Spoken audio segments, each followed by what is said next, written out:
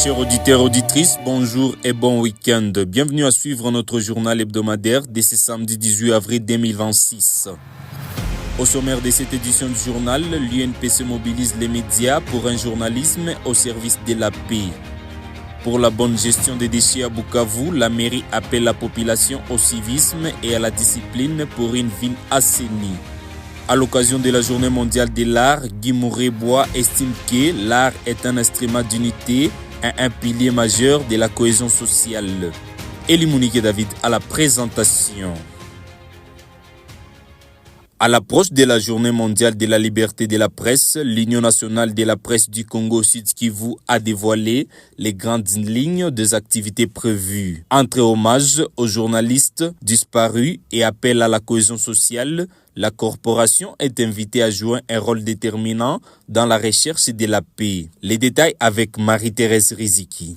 Dans un entretien accordé à plusieurs médias, le président de l'UNPC Sud Kivu, Darius Kitoka, a indiqué que les thèmes retenus cette année par l'UNESCO, façonner un avenir de paix, résonnent particulièrement avec le contexte sécuritaire et social de la province. Il explique. Ce thème vient en effet nous rappeler que nous, en tant que journalistes, nous devons façonner un avenir de paix.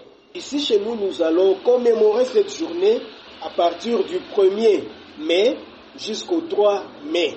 La liberté de la presse est considérée comme un levier normatif et empirique pour façonner effectivement l'avenir des sociétés paisibles. Et cela passe par l'information. Nous voulons commémorer cette journée parce qu'en fait, selon les contextes que je viens de décrire, nous avons connu suffisamment de stress.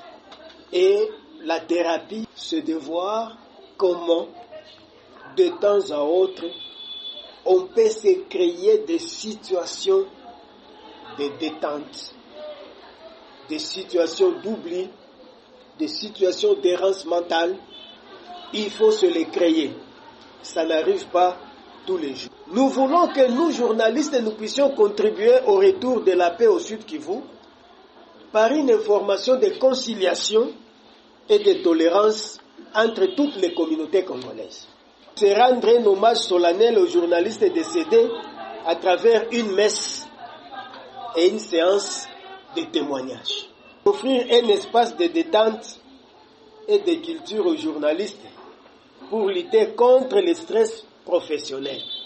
Les activités commémoratives s'étendront du 1er au 3 mai sur l'ensemble du territoire national. Au Sud Kivu, elles comprendront notamment des moments de recueillement en mémoire des journalistes disparus à travers une messe ainsi que des séances de témoignages. Parlons de la gestion des déchets au Sud Kivu où depuis plus d'une semaine, la ville de Bukavu en général et la commune de Kadutu en particulier font face à une recrudescence inquiétante des déchets ménagers. Des immondices jonchent plusieurs artères et s'accumulent à l'entrée de nombreuses avenues, compromettant sérieusement l'assainissement du milieu et le cadre de vie des habitants. N'est-ce pas Benit Kadibouami? S'exprimant lors d'un entretien accordé à la web radio KJN le vendredi 10 avril 2026, le maire de la ville, Nicolas Kialanga-Lillois, a reconnu être informé de cette situation préoccupante. Selon lui, cette problématique s'explique en partie par des insuffisances observées dans l'organisation des travaux communautaires communément appelés salongo, tenus chaque samedi. Certains déchets non signalés ou mal pris en charge restent ainsi non évacués. Nous l'écoutons. Et il y a des déchets qui, lors des salongos, sont malheureusement déposés à des endroits sans nous avoir indiqué et nos services et les organisations qui nous accompagnent n'en sont pas informés. C'est une problématique dont nous sommes saisis et des mesures idoines sont prises pour que ce problème soit résolu de manière efficace. Je crois que vous le verrez déjà à partir de demain que beaucoup de ces déchets seront ramassés. Mais il faut que les ménages s'abonnent auprès des associations. Ces ménages, en s'abonnant auprès des associations, permettent à ces associations d'avoir la capacité opérationnelle de sortir ces déchets-là. Mais il y a très peu de ménages qui se sont abonnés et ça fait qu'il y a évidemment une sorte de carence de capacité pour gérer ces problèmes. J'en appelle à la responsabilité des uns et des autres. vous produisez des immondices, abonnez-vous à une association qui vous aidera à gérer ces immondices en lieu et votre place. Au-delà des actions institutionnelles, une gestion responsable des déchets apparaît comme un levier essentiel pour garantir non seulement l'assainissement de la ville, mais aussi la protection de la santé publique, l'implication active de chaque citoyen dans les travaux communautaires et l'adoption de bonnes pratiques en matière de gestion de déchets ménagers restent indispensables pour préserver l'environnement et assurer un avenir sain aux générations présentes et futures. Merci Bénit Kadibouami. À l'occasion de la Journée mondiale de l'art célébrée le 15 avril, des acteurs culturels de Bukavu mettent en lumière le rôle de l'art comme moteur de changement de mentalité, d'unité et d'autonomisation, surtout dans un contexte marqué par l'insécurité. À cette journée, Guy Mourebois, producteur de la musique basé à Bukavu, souligne l'influence directe de l'art sur la société. Nous l'écoutons. C'est que les artistes font à travers leur œuvre, ça touche directement la population. Tellement ils sont influents, par exemple les TikTokers, tout le monde est sur TikTok en train de scroller, tout le monde est sur Facebook en train de regarder des publications, tout le monde est sur YouTube pour suivre des chansons, on voit dans des expositions des arts, et tout ça, les messages qui sont donnés là-bas, ça a directement de l'influence sur la population. Aujourd'hui, par exemple, quand on voit des jeunes artistes qui sont en train de réussir, par exemple, qui ont signé dans de nouveaux labels,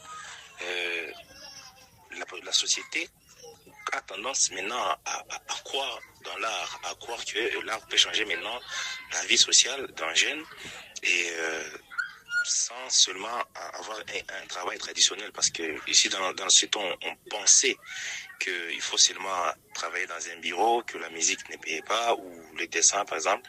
Aujourd'hui on commence à voir des jeunes qui ne vivent que de leur art, et ça commence déjà à changer la mentalité de la société. Par ailleurs, Guy Mourebois insiste sur la nécessité d'impliquer davantage les femmes dans les secteurs artistiques. Il regrette d'une certaine réticence observée chez ces dernières à Bukavu, tout en mettant en avant ces initiatives d'encadrement. Chers auditeurs et auditrices, nous voici à la fin de notre journal hebdomadaire. Pour plus d'informations, tapez www.kjnasbel.org. Prenez soin de vous et à la prochaine.